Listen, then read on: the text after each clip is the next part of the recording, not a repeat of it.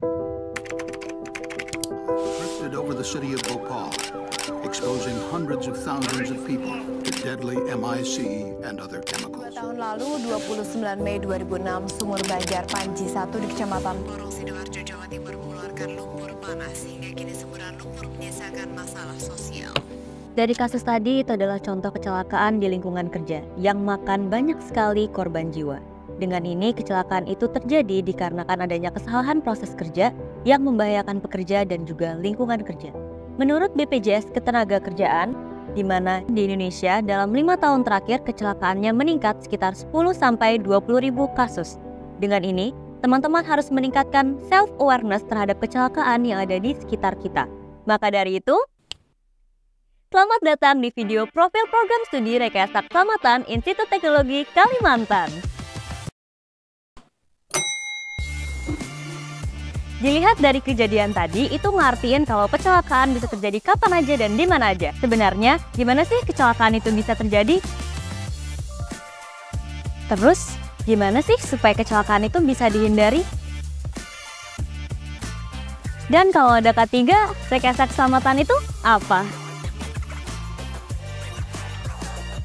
Teman-teman, rekayasa keselamatan itu diambil dari jumlah kasus kecelakaan kerja yang terus meningkat di setiap tahunnya.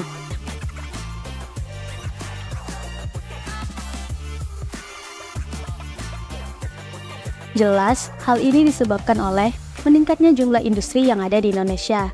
Maka, ini dapat menjadi fokus utama bagi para lulusan rekayasa keselamatan untuk dapat berkontribusi aktif bagi perusahaan dalam melakukan rekayasa keselamatan untuk menciptakan zero accident. Yuk kenalan dengan rekayasa keselamatan.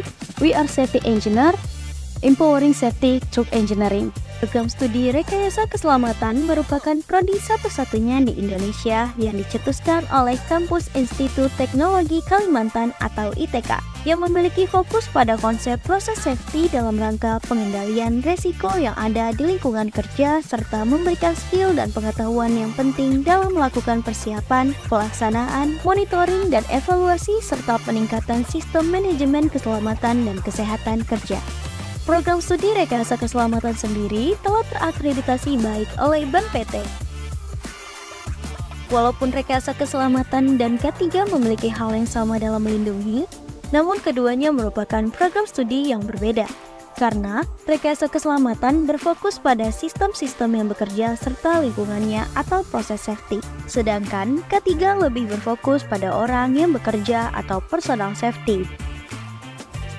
Mahasiswa Rekayasa Keselamatan akan diajarkan mengenai manajemen K3, rekayasa faktor manusia, pengkonsepan investigasi kecelakaan dan identifikasi bahaya, serta perencanaan rekayasa keselamatan untuk bahan-bahan kimia yang berbahaya.